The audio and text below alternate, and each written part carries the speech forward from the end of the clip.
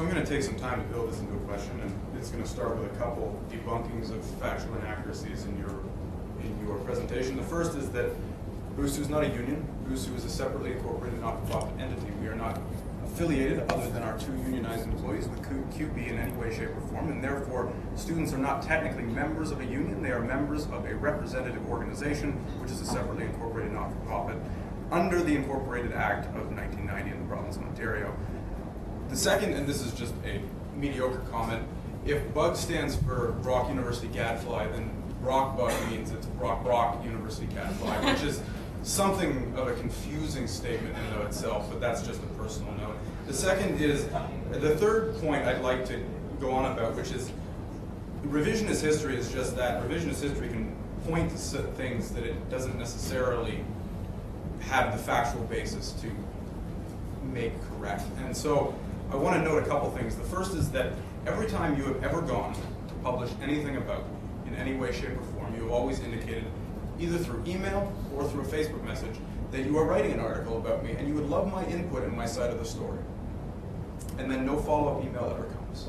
The only time a follow-up email has ever come regarding a story that you wanted to report on that I had something to do with was with the constitutional referendum in October of 2013. And I replied, and I came to the studio, and at the time you attempted to insinuate that there were all sorts of undemocratic guises and usings and manipulations behind the running of the referendum, and I thoroughly debunked them on your radio show.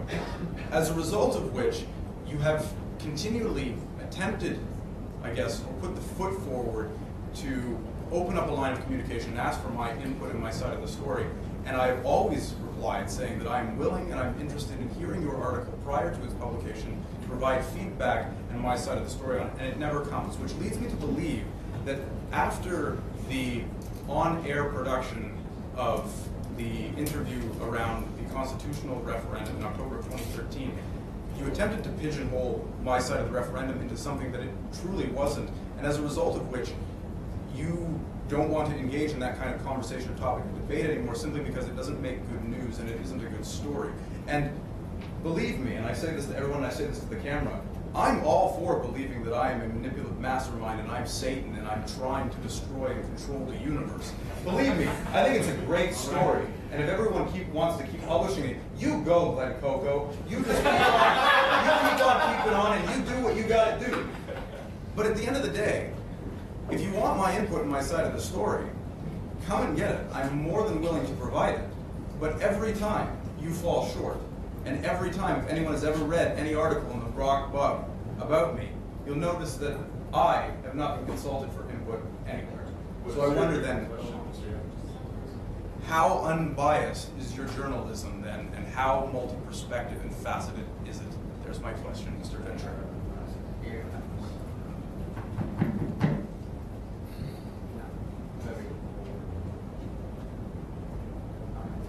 You're absolutely right. As I've already acknowledged in this session, how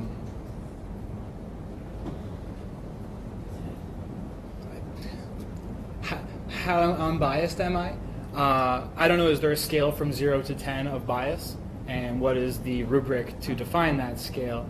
I'm a 4 of unbiased, so there's about 4 out of 10 bias points with everything I say. Is that, I mean, it's a nonsense answer, but you're looking for how biased am I at? Would you like to follow up on I have a follow-up question. Yes, thank you.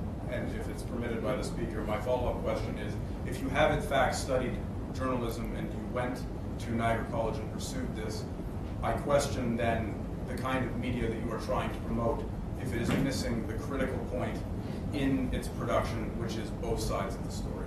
And in an institution where we promote both sides of the brain, I wonder why it's both sides. What's the question? I asked it at the beginning of my statement. Can you just repeat it? Why is it if you took journalism at Niagara College, you are missing this fundamental component in making media unbiased? I'd say that the largest flaw with the Brock University Gadfly is how I've dealt with my feelings towards you. The rest of my reporting is very different. You and I have and I think it's really on my end, had a rift, which I allowed to become a chasm. And you're absolutely right that prior to the hashtag BylawGate story, I did suggest that I would contact you for your feedback for that, but I had enough evidence that I didn't need it. I had what was taking place, and Brock TV, a completely separate organization, also looks at those same points and asked, Brock TV interrogated you about BylawGate. I sat on the side.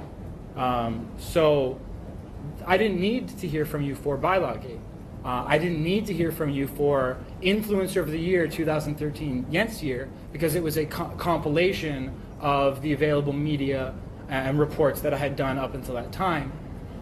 Regarding the constitutional amendment, your executive team tried to increase petition quorum from 2% to 10%, which is a 500% increase.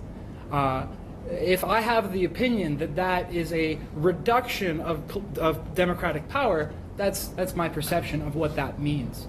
It also created a gatekeeper provision where council has at that time, a new prerogative to turn down any petition-related quorum-level petition that had twice gone to referendum. Council would be like, no, you can't go for a third time.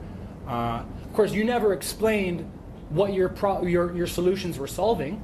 You didn't point out exactly where all these crazy referendums were coming from. It seemed that you were going specifically at the non-BUSU referendums. The only referendum in the history of the last 4 years that has gone twice is the Brock Student Sexual Violence Support Center. So that's what your policy was reactive to. You never acknowledged that. Your policy was reactive to a circumstance. You didn't tell us what you were fixing. You just said, hey guys, legitimacy, solutions. And I took issue with that. And I have a big problem with that, not only the content of that constitutional amendment, but the method in which you went about it. I mean, if we're going to hash it out or whatever. It's not just a point of clarification. It was an endorsement. Point of clarification, it was endorsement by council, not my policy. Okay. Revisionist So we're history. going back to first. You can call it revisionist history. Next but question. Julia, and then